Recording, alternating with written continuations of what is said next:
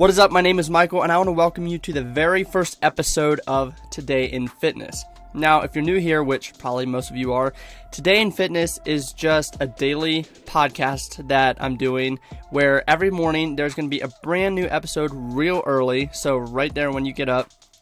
And on the episode, I basically just cover the recent news and everything that's happening in the functional fitness space, the sport of fitness, and the CrossFit community. I told my story in the trailer on how I'm a really big tech nerd and I like listening to daily tech podcasts where they cover all the news in tech, and how I didn't really find a podcast like that in the CrossFit community space or the functional fitness space. So that's why I'm starting this one. This is going to be fun. So without any further ado, if you want to subscribe to the show so you never miss a future episode, that would be amazing. But let's just jump into the very first piece of news. So the very first piece of news is a piece done by Morning Chalk Up, and it was based off of a study by a group called Alignable. The study was a survey of around 10,000 different small businesses and gyms, and they found out in the study, at least what Morning Chalk Up reported, is that the survey resulted in 36% of gyms couldn't pay their rent in January. Now, we all know how 2020 was and what a big impact that was on gyms. And we know everybody was kind of happy that we're going into 2021, but, you know, the year don't change anything. The gyms are still struggling. Morning Chalk Up says one big thing. While this data isn't broken down by the type of gym, it tracks directly with what the Community Gyms Coalition has stated in its press release and lobbying efforts. So that does go to show that some gyms are still having a really hard time. It's kind of sad, because, we all love our gym owners and everything. But one thing I wish the study did do is I wish it broke down the data into what kind of gym. So what percentage of these 10,000 gyms that they surveyed, what percentage of them were actually CrossFit gyms? Because I know big commercial gyms like Anytime Fitness, or what was that one that filed for bankruptcy? I forget what it was, but there was another gym about the size of Anytime Fitness that they filed for bankruptcy. And COVID has just really hit those big gyms hard, because if someone's going to go into a really big commercial gym, they don't really know anybody, there's no really sense of community. They may as well just get a few dumbbells and do their workouts at home. It's pretty much the same thing, and then they don't have the monthly fee. So I don't think this number would impact as much CrossFit gyms. That's why I wish they segregated the data a little bit better, because CrossFit gyms have way much more emphasis on community. And I know in my gym, most people didn't even cancel their membership even during COVID and quarantine. Everyone kept their memberships going to support my gym. So I do believe CrossFit gyms are in a little bit better of a spot, but I don't know. They didn't include that in the data, so that's just what I think.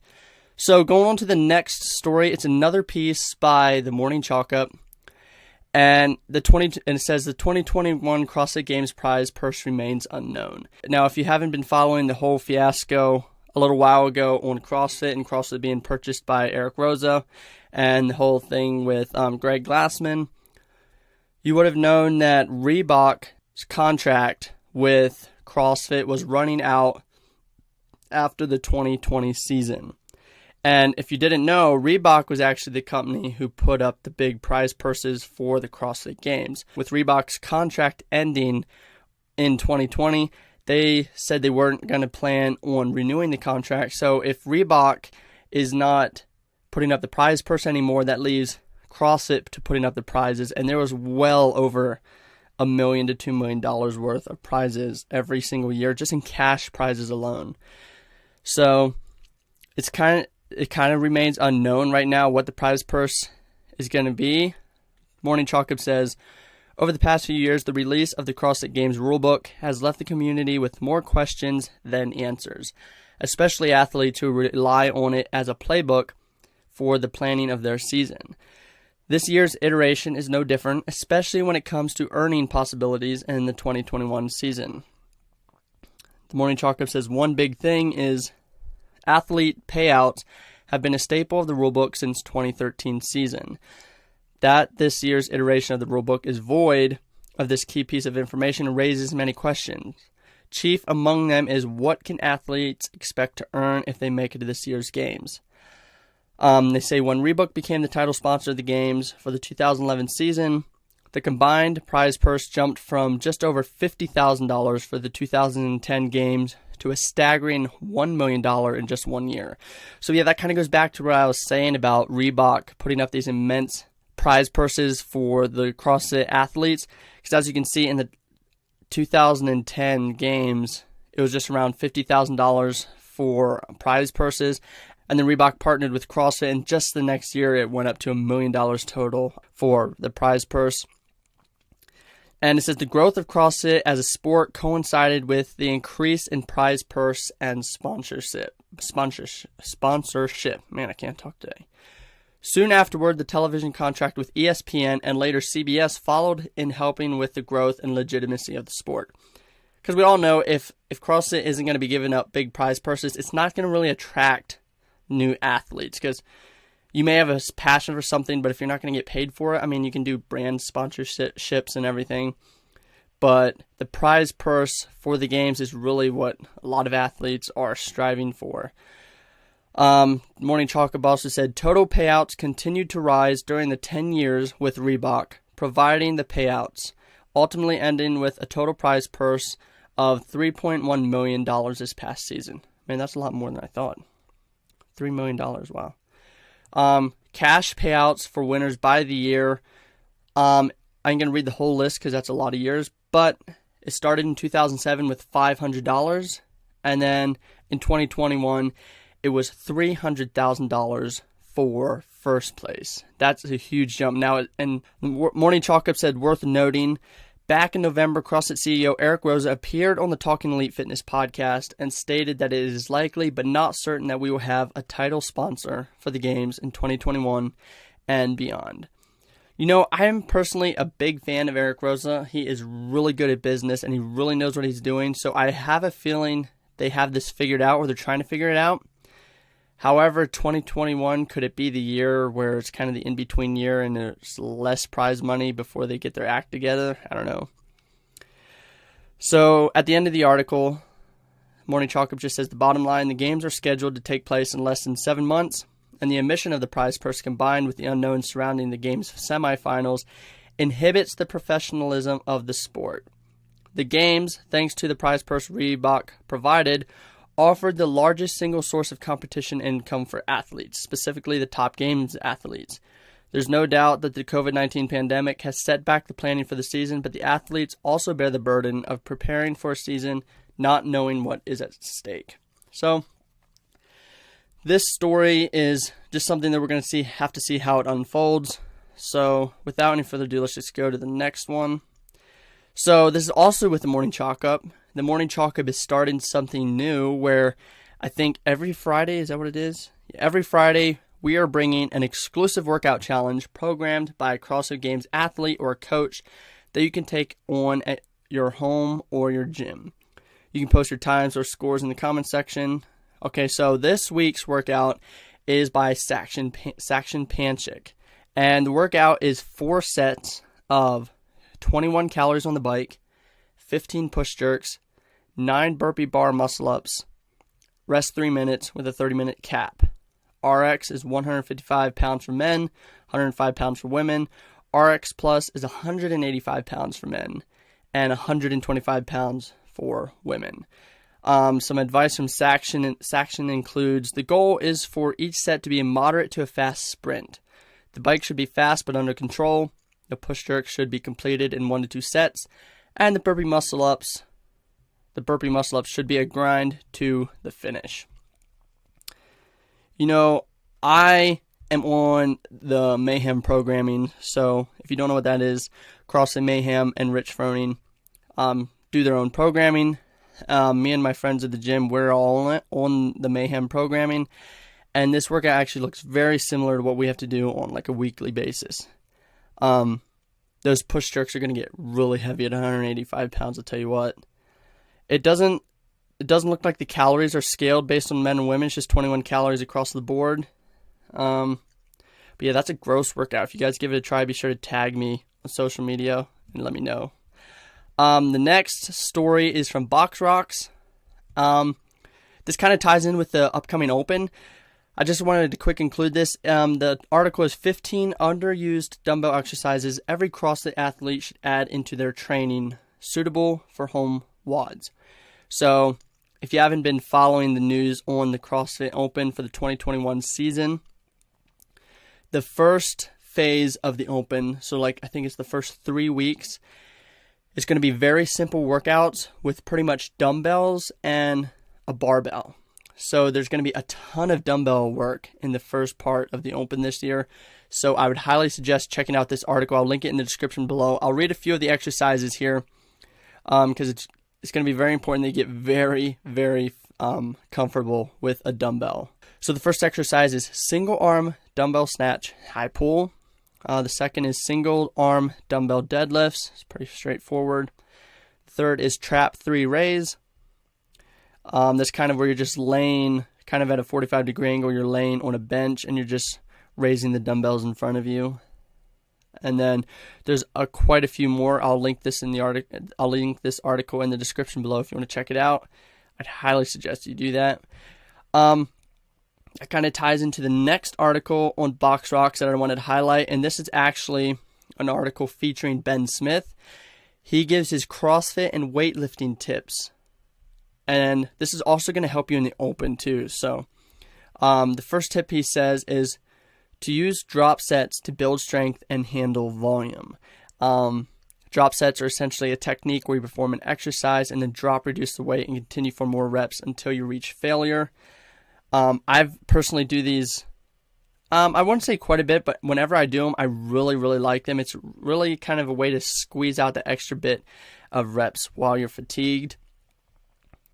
Ben Smith's next tip is stick to the 3-rep rule for testing a 1-rep max in weightlifting. So he says, if I'm testing a max snatch or clean and jerk, I'll limit myself to 3 attempts before lowering the weight or calling it quits. He says, sometimes I'm stubborn, but not always. It's tough to know when to call it because you feel like you're right there. But my general rule of thumb is 3 attempts. Then go back to the drawing board to increase speed, technique, and power output and try again. And it kind of makes sense. If you're in a competition and you're testing a 1-rep max lift in the weight lifts, like the snatch or the clean and jerk, you probably aren't going to get much more than 3 attempts. So it makes sense that if you are training to compete, whether on any level, elite or just like recreational, competing at the local CrossFit competitions, it makes sense that you're training how you would compete. That's kind of how I took it anyway. Another tip he says is use snatch high pulls to improve muscle memory and transition speed. His next tip is use touch and go reps and the hang position to improve movement and timing. This is a really good tip, and the reason I believe this is a really good tip is I have personally been really focusing on my weightlifting for the past 2 to 3 years, and there is something that I noticed is a huge weakness for me. So basically, I've been practicing a lot on improving my 1-rep maxes and improving my form when I go heavier. So I would still train light. Don't get me wrong. I wasn't like training at 90% all the time. No, I was training, but I was training like a weightlifter in the sense that I was training for 1-rep maxes, or I was training to go heavy. And then a few months ago, I noticed that my form would fall apart whenever I did a lot of touch and go reps. I don't know. I didn't know what was happening. My form would just fall apart but when I videoed myself doing like 1-rep maxes or doing my training, my form would be like really good. However, when I'd go to do touch and go, it would feel like my form would just fall apart. So what I've been doing lately to practice this is I've just been lowering the weight really light, sometimes even just using a bar or using 95 pounds. And I would just do touch and go reps for about like 5. And just to practice that technique of doing touch and go, because I do believe it is almost 2 different types of things you need to practice. You can definitely practice and train as a weightlifter, because you definitely need that technique the fundamental technique. However, there is a big difference when doing touch and go. Ben Smith says, touch and go should look the same on the way down and on the way up. It is a great way to work power, speed, and balance and timing. Go as heavy as your technique will allow. Here I worked up to a heavy triple. This was it for now. So if you can't see it, it's just he's doing, it looks like 285 pounds maybe. His next tip is use tempo work to slow down and master a movement. The program that I was on before Mayhem Athlete was the Brute Strength Games Compete program that they offer. And that's one thing they had you do a lot is tempo training. One of the worst types of exercises they would give you to do is front squats, but they would have you do 4-second count lower, a 4-second count hold in the bottom, and then have you explode out of it. And I'll tell you one thing, your legs were on fire, and I've never breathed so hard in a strength session. It was insane. So going on to the next story, this isn't really much like a news story, but I just wanted to include it. So if you've been following the CrossFit Games and how they're structuring the Open, you know they're adding a lot more divisions this year. So there are the Adaptive Athletes division, and if you cannot see this video, if you're listening to the podcast, not watching the video, basically it's this guy. He has one leg and he is doing box jump overs. So he's not jumping on the box, he's doing box jump overs, burpee box jump overs. And this guy's absolutely crushing it. He's doing the burpees like better than I can. And it's insane. These guys, these adaptive athletes are nothing to be messed with. They are. But I just want to include that. That is really cool. You can see that video on the Chalk Up Highlights Instagram page. So going on to the next story, I just wanted to quick congratulate Garage Gym Reviews for hitting 200,000 subscribers on YouTube. If you do not know who this guy is, this guy runs a YouTube channel called Garage Gym Reviews. And basically he'll review any type of equipment that you'll see in a garage gym. And the way he structures his reviews is really hilarious. Like, he does a ton of different things. You don't just stand in front of the camera and talk about it. My favorite video I watched of him was when he was testing how good this rack could hold weight. Like, if you had a bail, like this home squat rack, if you had a bail while doing a heavy squat, how much weight could it take before it just like crumpled? And I think they dropped like 600 total pounds on a bar, dropped it on the rack, and it totally just bent the rack all up. But he does tons of stuff like that, and he just hit 200,000 subscribers on YouTube. If you want to support him, just go to Garage Gym Reviews on YouTube. He has some great reviews. The last story of the day is a story about Matt Fraser. He was interviewed in an article on Men's Health, and he revealed what he eats to be the fittest man on earth. Now, before we get into this article, it's kind of funny when these articles come out because they can get a lot of views and a lot of reads because everyone's like, oh man, Matt Fraser, what he eats to be the fittest man on earth, I want to eat that too. When technically, Matt Fraser would probably even tell you this too. All you have to really do is eat real food and eat the right amount of it. That's pretty much it. The fitness industry really tries to make nutrition really complicated when it doesn't have to be. Just eat real food and eat the right portion of it. So for example, right now I'm trying to cut down and lower my weight for the Open. I got a little puffy in some strength cycles leading up to the Open.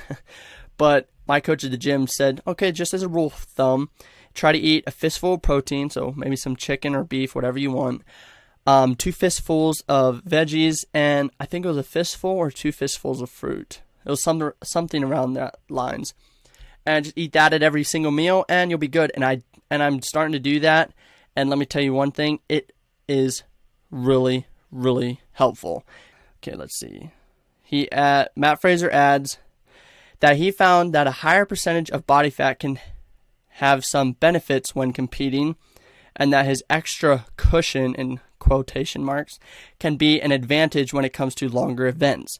By day 3 or 4, these guys that have these incredible abs, they don't have the fuel. Matt Fraser says, during the periods when he is preparing for a competition, Fraser rarely has an appetite and has to force feed himself so that his body is able to recover during intense training. If I have a 90-minute training session, I have a pile of Snickers next to my bike and I'm just piling them in, he says. I'm taking in a huge amount of calories in liquid form in Gatorade, just slugging it down, just carbs, carbs, carbs. It is great for my performance. Oh no, he says, is it great for my performance? And he says, absolutely. I feel great. I recover off of that. So something some people might think of is right now, Matt Fraser, we just read that he was eating, Snicker bars and Gatorade. And first off, he is the fittest man in the world. He can afford to eat like that sometimes because he's literally going to burn it off in that training session. But for the rest of us who don't nearly train nearly that hard, we can't really get away with it. Matt Fraser also says he adds that his go-to foods during competition are all about packing as much fuel into his body as possible. Breakfast burritos, peanut butter and jelly sandwiches, rice bowls with meat and vegetables, and then calorie-loaded meals at night, such as tacos, cheeseburgers, and pizza. When asked about his favorite cheat day meals, however, he says he doesn't really do them. He prefers to incorporate sensible amounts of treats into his everyday routine. I struggle with moderation. It's either all or nothing, he says. I have 2 chocolate truffles every night, and that for me is my treat. That's what I look forward to. I don't cut out sweets altogether. I just try to have 1 or 2 a day. I really like that advice by Matt Fraser because a lot of people think if they want to lean out, they literally have to cut everything out. And the fact is, you can't really live like that for too long unless you're like a superhero or something. But I listened to this one person on a podcast one time, and they had a really amazing fitness journey and a really amazing fitness transformation. And he says, what a lot of people do is they say, I want to lose weight, so they'll literally cut everything out of their diet. He says, no, don't do that. Find something that you like to eat and kind of allow yourself to do that as like your reward for cutting back on other things.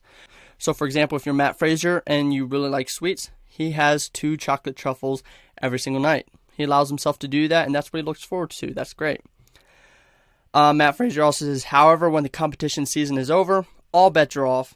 As soon as the games are done, I go overboard, he says. Once a year for a couple weeks, I'll just binge, and then there will come a stage where my body naturally starts to crave salad after being loaded up with so much sugar and salt. I get excited from wanting to eat healthy again. You can even see it at the end of the 2020 season. Matt Fraser put on quite a few pounds. You can actually go to his Instagram right now and look at his recent photos. He is a bit heavier than when he was peaking for the 2020 games. But that's Matt Fraser. He knows how to cut back, and then he knows how to get back into shape. Okay, so that is all of today's news. This podcast actually went a little longer than I thought. Maybe I should cut back on the stories. I don't know. Maybe I should do a few less. I don't know. Maybe you like it. Feel free to follow me on Instagram or Twitter at bmichaelgroff.